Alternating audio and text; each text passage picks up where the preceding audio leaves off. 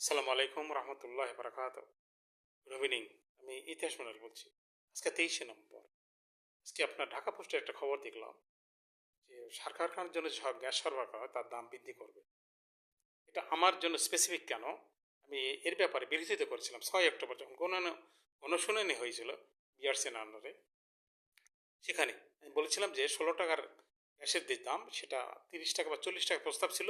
আমি তার এগনেস্টে বলেছিলাম এটা 12 টাকা করা যায়। সবাই মানে আমাকে অন্যরকমে ধরছে, এটা আমি আগে একবার বলেছি আর কি।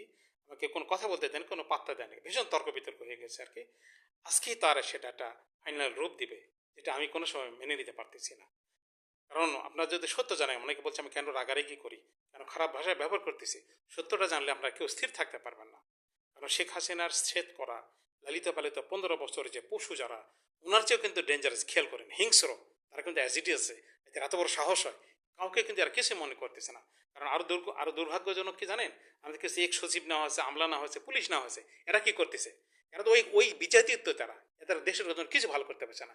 এবং যাদের নেওয়া হয়েছে তারাও কিন্তু কিছু করতে পারতেছে না, যার জন্য ওদের যে মানে প্ল্যান, আমাদের দুর্নীতি আমাদের দেশ ডুবে নে ভাই। প্ল্যান যেটা নীতিতে আমাদের দেশটা ডুবে গেছে আর কি। কোনো অবস্থাতেই কিন্তু গ্যাসের দাম বৃদ্ধি করার কোনো যুক্তি নাই। এবং যেটা শর্ট পড়তে সেটাও নয়, তার ডাটা ইনশাল্লাহ আগামীকালকে পেয়ে যাবে নাকি। কত ধানি কত চালে এরাটাই পাবে। আর এই ইউনুস সাহেবের সঙ্গে যারা আসছেন, এরা কি করছে দেখছেন? এখন ডিজিটাল ব্যাংক করবে, কত বড় দুঃসাহস! অলরেডি টিভি চ্যানেল দিয়েছে, আমি গালিগালাজ করেছি। আবার পুলিশের পোশাক বদল করছে, কি লাভ হবে? কত বড় বাটপারি চিন্তা ভাবনা। কারণ আমাদের দুর্ভাগ্য, ইউনুস সাহেবের সঙ্গে একজন পার্টনার আসছে, চমকেছে আর কি। শফিকুল ইসলাম নাম এক লোক আর কি। বদমাইশ ওনার ভাই, ওনার ওয়াইফকে সেট আপ করে, লজ্জা নাই এদের। এত বড় একটা মানে দুর্বেতনের পরে মানুষের রুচি হয় কাম করে। আর ছেলেপেলের যারা আসে তারা সব শেষ হয়ে গেছে, যার জন্য এত বড় দুঃসাহস তারা পাইতেছে। এতে দুঃসাহস পেতে দেওয়া যাবে না, এবং তারা হবে না। খেয়াল করে দেখুন আপনি আপনারা কিভাবে সম্ভব। গ্যাস কারখানার জন্য তারা গ্যাস না দিয়ে তারা ক্যাপটিভে বিক্রি করে। যে ক্যাপটিভে আপনার 13,000 কোটি টাকার গ্যাস দেয়, 12,000 কোটি টাকা তার বিল আসে। 1,000 কোটি টাকা লস।